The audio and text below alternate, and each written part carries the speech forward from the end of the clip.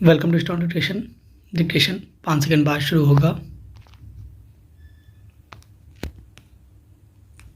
Ready start. पश्चिम बंगाल में राजनीतिक हिंसा की जड़ें बहुत गहरी और पुरानी हैं। किसी भी सत्ताधारी दल ने इसे खत्म करने का प्रयास नहीं किया। उसी का नतीजा है वहाँ की ताज़ा घटना। बीरभूम जिले के रामपुर हाट में 2 दिन पहले तृणमूल कांग्रेस के एक नेता की हत्या कर दी गई।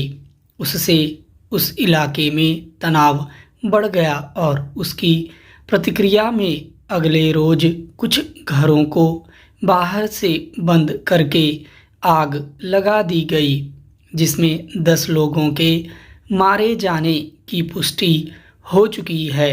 स्वाभाविक ही इस घटना को लेकर लोगों में रोष है और भाजपा कार्यकर्ता खासे आक्रोशित हैं।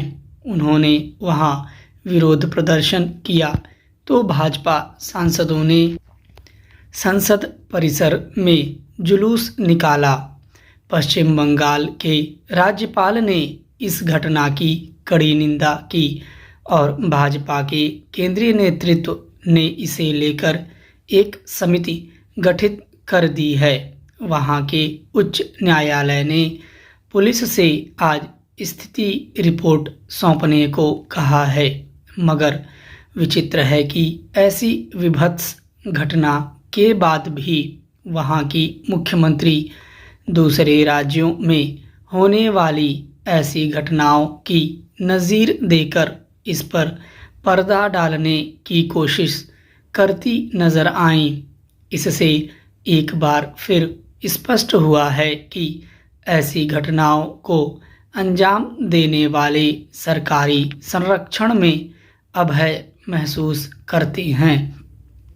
दरअसल यह घटना चुनाव के समय और उसके बाद हुई हिंसक घटनाओं की एक कड़ी है।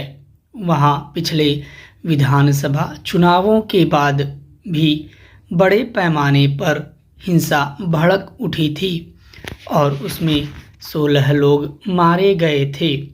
अंदाज़ा लगाना मुश्किल नहीं कि उसी की प्रतिक्रिया में बम फेंक कर रामपुर हाट में तृणमूल के उप प्रधान की हत्या कर दी गई और फिर उसके प्रतिक्रिया में 10 लोगों की जान ले ली गई। जिस तरह मुख्यमंत्री ने इस घटना को ढकने तोपने का प्रयास किया है, उससे कहना न होगा कि यह सिलसिला अभी खत्म नहीं हुआ है। यूँ तो ममता बनर्जी दूसरे राज्यों की कानून व्यवस्था को लेकर काफ़ी कड़वे बयान देती रहती हैं, मगर अपने ही राज्य में लोगों की सुरक्षा सुनिश्चित करने में विफल साबित होती रही हैं। क्या वहां की पुलिस को इस बात की आशंका नहीं थी कि तृणमूल नेता की हत्या के बाद प्रतिक्रिया में हिंसा हो सकती है? जब लोग विरोध प्रदर्शन कर रहे थे तब भी उसे इसका इम्कान क्यों नहीं हुआ? फिर वह क्यों चुप्पी साधे रही और बड़ी घटना का इंतजार करती रही? इसका जवाब भी ममता बनर्जी के ताज़ा बयान में छिपा है। पश्चिम बंगाल में राजनीतिक हिंसा की यह कोई नई घटना नहीं है, मगर हकीकत यही है कि खुद ममता बनर्जी ने इसे रोकने का कभी गंभीर प्रयास नहीं किया। यहाँ तक कि वे कई बार अपने किसी कार्यकर्ता की गिरफ्तारी पर थाने में जाकर पुलिस महकमे पर बरसती देखी गई हैं, जब वे खुद अपने कार्यकर्ताओं के अपराध पर निष्पक्ष और कड़ी कार्रवाई को रोकने के लिए इस तरह उपस्थित होंगी तो जाहिर है कार्यकर्ताओं का मनोबल बढ़ेगा और वे अगली बार बड़ा अपराध करने से भी नहीं डरेंगे। यही आरोप पहले माकपा पर लगा करता था कि वह गुंडा तत्वों को संरक्षण देती है। अब ममता बनर्जी ने भी वही तरीका अपना रखा है। इस तरह पार्टी की निजी सेना के तौर पर गुंडों को संरक्षण देकर वे अपने जनाधार की रक्षा करने का बेशक प्रयास कर लें, पर इससे राज्य की कानून व्यवस्था के लिए चुनौतियां बढ़ेंगी ही।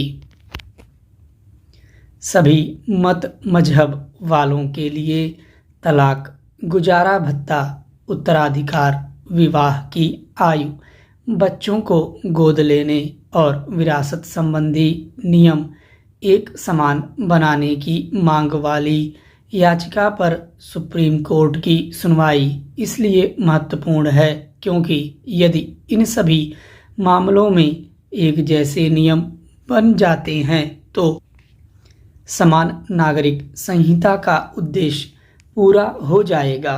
होना तो यह चाहिए था कि अभी तक इस उद्देश्य को हासिल कर लिया जाता, क्योंकि संविधान के नीति निर्देशक तत्वों में साफ तौर पर कहा गया है कि राज्य समान नागरिक संहिता लागू करने की दिशा में आगे बढ़ेगा। यदि ऐसा नहीं हो सका तो कुछ दलों के नकारात्मक रवैये, अल्पसंख्यकों के तुष्टीकरण की राजनीति और इस दुष्प्रचार के कारण कि इससे विभिन्न समुदायों के रीति रिवाजों में अनावश्यक हस्तक्षेप होगा। दुर्भाग्य से यह दुष्प्रचार अभी भी जारी है। यह इसके बाद भी जारी है कि सर्वोच्च न्यायालय के साथ साथ विभिन्न उच्च न्यायालय समय समय पर समान नागरिक संहिता की आवश्यकता रेखांकित कर चुके हैं। तथ्य यह भी है कि गोवा में समान नागरिक संहिता पहले से ही लागू है और वहाँ सभी समुदायों के लोग रहते हैं। आखिर जो व्यवस्था गोवा में बिना किसी बाधा के लागू है वह शेष देश में क्यों नहीं लागू हो सकती।